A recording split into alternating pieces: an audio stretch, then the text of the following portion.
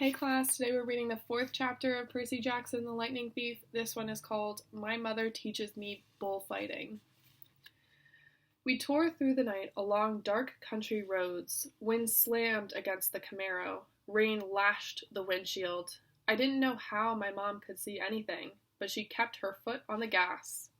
Every time that there was a flash of lightning, I looked at Grover sitting next to me in the back seat, and I wondered if I'd gone insane, or if he was wearing some kind of shag carpet pants. But no, the smell was one I remembered from kindergarten field trips to the petting zoo. Linoleum, like from wool, the smell of a wet barnyard animal. All I could think to say was, "So, you and my mom know each other?" Grover's eyes flitted to the rearview mirror, though there was no cars behind us. "Not exactly," he said. "I mean, we've never met in person, but she knew I was watching you." "Watching me?" "Keeping tabs on you, making sure you were okay. But I wasn't faking being your friend," he added hastily. "I am your friend." What are you, exactly?" "That doesn't matter right now." "It doesn't matter. From the waist down, my best friend is a donkey." Grover let out a sharp, throaty blah. I've heard him make that sound before, but I'd always assumed it was a nervous laugh. Now I realized it was an irritated bleat. "Goat!" he cried. "What?" "I'm a goat from the waist down." "You just said it didn't matter." "Blah! There are satyrs who would trample you under hoof for such an insult." "Whoa, wait, satyrs? You mean like Mr. Brunner's myths?" "Were those old ladies at the fruit stand a myth, Percy? Was Mrs. Dodds a myth?" "So you admit there was a Mrs. Dodds?" "Of course." "Then why?" "The less you knew, the fewer monsters you'd attract," Grover said, like it should be perfectly obvious. "We put mist over the human's eyes. We hoped you'd think the kindly one was a hallucination, but it was no good. You started to realize who you are." Wait a minute, what do you mean?" The weird bellowing noise rose up again somewhere behind us, closer than before. Whatever was chasing us was still on our trail. "Percy," my mom said, "there's too much to explain and not enough time. We have to get you to safety." "Safety from what? Who's after me?" "Oh, nobody much," Grover said, obviously still miffed about the donkey comment. "Just the Lord of the Dead and a few of his bloodthirstiest minions." "Grover!" "Sorry, Miss Jackson. Could you drive faster, please?" I tried to wrap my mind around what was happening, but I couldn't do it.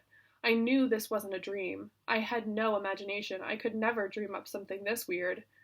My mom made a hard left. We swerved onto a narrower road, racing past darkened farmhouses and wooded hills and pick-your-own-strawberry signs on white picket fences.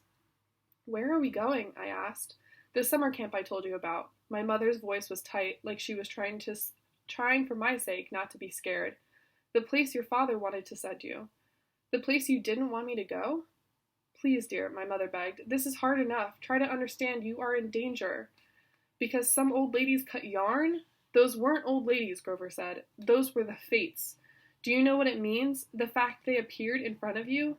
They only do that when someone's about to die." "Whoa, you said you." "No, I didn't. I said someone." "You meant you as in me." "I meant you like someone. Not you. Boys," my mom said. She pulled the wheel hard to the right, and I got a glimpse of a figure she swerved to avoid, a dark, fluttering shape now lost behind us in the storm. "What was that?" I asked. "We're almost there," my mother said, ignoring my question. "Another mile, please, please, please." I didn't know where "there" was, but I found myself leaning forward in the car, anticipating, wanting us to arrive. Outside, nothing but rain and darkness, the kind of empty countryside you get way out on the tip of Long Island. I thought about Mrs. Dodds and the moment when she'd changed into the thing with pointed teeth and leathery wings. My limbs went numb from the delayed shock. She really hadn't been human. She'd meant to kill me. And then I thought about Mr. Brunner and the sword he had thrown me. Before I could ask Grover about that, the hair rose on the back of my neck. There was a blinding flash, a jaw-rattling boom, and our car exploded. I remember feeling weightless, like I was being crushed, fried, and hosed down all at the same time. I peeled my forehead off the back of the driver's seat and said, "Ow." "Percy," my mom shouted. "I'm okay." I tried to shake off the daze. I wasn't dead. The car hadn't really exploded. We'd swerved into a ditch. Our driver's side door were wedged in the mud. The roof had cracked open like an eggshell, and rain was pouring in. Lightning. That was the only explanation. We'd been blasted right off the road. Next to me in the back seat was a big, motionless lump. "Grover!" He was slumped over, blood trickling from the side of his mouth. I shook his furry hip, thinking, "No, even if you are a half-barnyard animal, you're still my best friend, and I don't want you to die." Then he groaned, "Food," and I knew that there was hope. "Percy," my mother said, "we have to—" Her voice faltered. I looked back. In the flash of lightning through the mud-spattered rear windshield, I saw a figure lumbering toward us on the shoulder of the road. The sight of it made my skin crawl. It was a dark silhouette of a huge guy, like a football player. He seemed to be holding a blanket over his head. His half-top was bulky and fuzzy. His upraised hands made it look like he had horns. I swallowed hard. "Who is—" "Percy," my mother said, deadly serious. "Get out of the car." My mother threw herself against the driver's side door. It was jammed shut in the mud. I tried mine too. Stuck to. I looked up desperately at the hole in the roof. It might have been an exit, but the edges were sizzling and smoking. "Climb out the passenger side," my mother told me. "Percy, you have to run. Do you see that big tree?" "What?" Another flash of lightning, and through the smoking hole in the roof I saw the tree she meant, a huge White House Christmas tree-sized pine at the crest of the nearest hill. "That's the property line," my mom said. "Get over that hill, and you'll see a big farmhouse down in the valley. Run and don't look back. Yell for help. Don't stop until you reach the door." "Mom, you're coming too." Her face was pale, her eyes as sad as when she looked at the ocean. "No," I shouted, "you are coming with me. Help me carry Grover." "Food," Grover moaned a little louder. The man with the blanket on his head kept coming toward us, making his grunting, snorting noises as he got closer. I realized he couldn't be holding a blanket over his head because his hands, huge and meaty hands, were swinging at his sides. There was no blanket, meaning the bulky, fuzzy mass that was too big to be his head was his head. And the points that looked like horns? "He doesn't want us," my mother told me. "He wants you. Besides, I can't cross the property line." "But we don't have time, Percy. Go, please." I got mad. Then mad at my mother, at Grover, at the goat, at the thing with horns that was lumbering toward us slowly and deliberately, like a bull. I climbed across Grover and pushed the door open into the rain. "We're going together. Come on, Mom." "I told you." "Mom, I am not leaving you. Help me with Grover." I didn't wait for an answer. I scrambled outside, dragging Grover from the car. He was surprisingly light, but I couldn't have carried him very far if Mom hadn't come to my aid. Together, we draped Grover's arms over our shoulders and started stumbling uphill through wet, waist-high grass. Glancing back, I got my first clear look at the monster. He was 7 feet tall, easy, his arms and legs like something from the cover of Muscle Man magazine, bulging biceps and triceps and a bunch of other seps, all stuffed like baseballs under vein-webbed skin. He wore no clothes except underwear. I mean bright white Fruit of the Looms, which would have looked funny except that the top half of his body was so scary. Coarse brown hair started at about his belly button and got thicker as it reached his shoulders. His neck was a mass of muscle and fur leading up to his enormous head, which had a snout as long as my arm, snotty nostrils with a gleaming brass ring, cruel black eyes and horns, enormous black and white horns with points you just couldn't get from an electric sharpener. I recognized the monster all right. He had been in one of the first stories Mr. Bronner told us. But he couldn't be real. I blinked the rain out of my eyes. "That's Pasiphae, son," my mother said. "I wish I'd known how badly they wanted to kill you." "But he's the don't say his name," she warned. "Names have power." The pine tree was still too far too far, 100 yards uphill at least. I glanced behind me. The bullman hunched over our car, looking in the windows. Or not looking, exactly. More like snuffling, nuzzling. I wasn't sure why he bothered, since we were only about 50 feet away. Food, Grover moaned. Shh, I told him. Mom, what's he doing? Doesn't he see us? His sight and hearing are terrible, she said. He goes by smell, but he'll figure out where we are soon enough. As if on cue, the bullman bellowed in rage. He picked up Gabe's Camaro by the torn roof, the chassis creaking and groaning. He raised the car over his head and threw it down the road. It slammed into the wet asphalt and skidded in a shower of sparks for about half a mile before coming to a stop. The gas tank exploded. Not a scratch, I remember Gabe saying. Oops. Percy, my mom said, when he sees us, he'll charge. Wait until the last second, then jump out of the way, directly sideways. He can't change directions very well once he's charging. Do you understand? How do you know all this? I've been worried about an attack for a long time. I should have expected this. I was selfish, keeping you near me. Keeping me near you? But another bellow of rage, and the bullman started tromping uphill. He'd smelled us. The pine tree was only a few more yards, but the hill was getting steeper and slicker, and Grover wasn't getting any lighter. The bullman closed in. Another few seconds, and he'd be on top of us. My mother must have been exhausted, but she shouldered Grover. Go, Percy, separate, remember what I said. I didn't want to split up, but I had a feeling she was right. It was our only chance. I sprinted to the left, turned and saw the creature bearing down on me. His black eyes glowed with hate. He reeked like rotten meat. He lowered his head and charged, those razor-sharp horns aimed straight at my chest.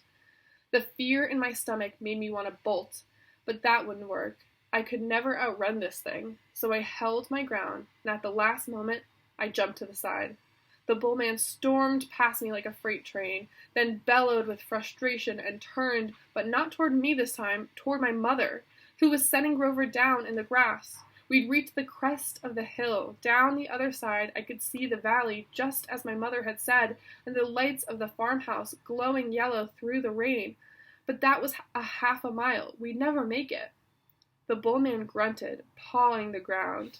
He kept eyeing my mother, who was now retreating slowly downhill, back toward the road, trying to lead the monster away from Grover.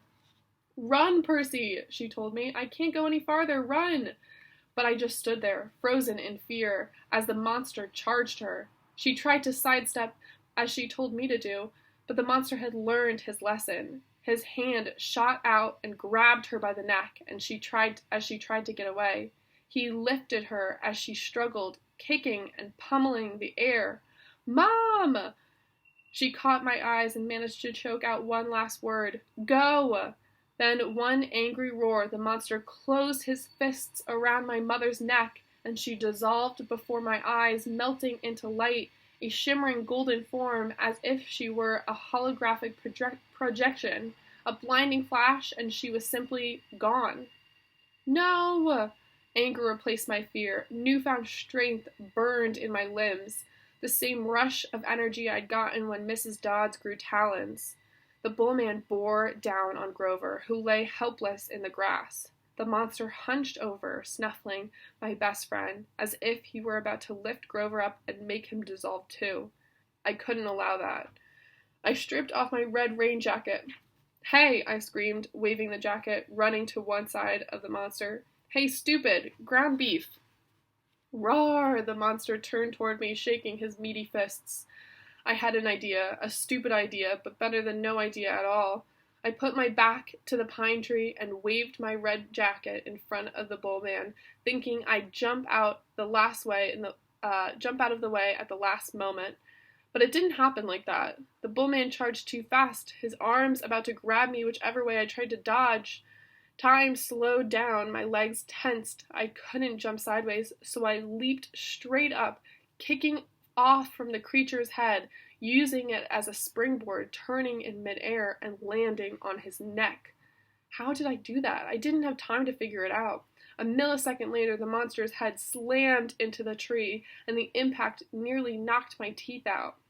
The bullman staggered around, trying to shake me. I locked my arms around his horns and to keep from being thrown. Thunder and lightning were still going strong. The rain was in my eyes. The smell of rotten meat burned my nostrils. The monster shook himself around and bucked like that of a rodeo bull. He should have just backed up into the tree and smashed me flat, but I was starting to realize that the thing had only one gear, forward.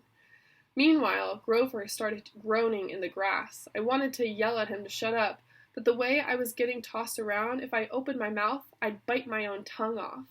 "Food," Grover moaned. The bull man wheeled toward him, pawed the ground again, and got ready to charge. I thought about how he had squeezed the life out of my mother, made her disappear in a flash of light, and rage filled me like a high-octane fuel. I got both hands around one horn and pulled backward with all my might. The monster tensed, gave a surprised grunt, and then snap!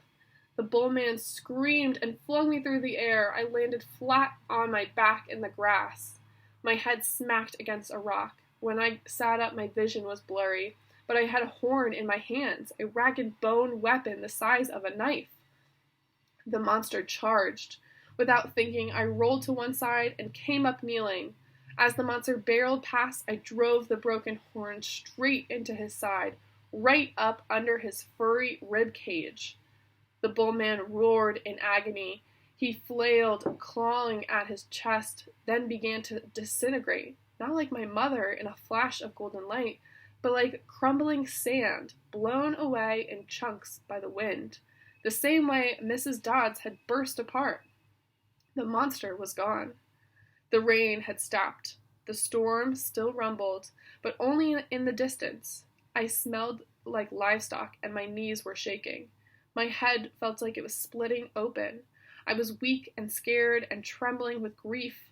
I'd just seen my mother vanish. I wanted to lie down and cry, but there was Grover needing my help, so I managed to haul him up and staggered down the valley toward the light of the farmhouse. I was crying, calling for my mother, but I held on to Grover. I wasn't going to let him go. The last thing I remember is collapsing on a wooden porch, looking up at a ceiling fan circling above me, moths flying around a yellow light, and the stern faces of a familiar-looking bearded man and a pretty girl, her blonde hair curled like a princess's. They both looked down at me, and the girl said, "He's the one. He must be." "Silence, Annabeth," the man said. "He's still conscious. Bring him inside."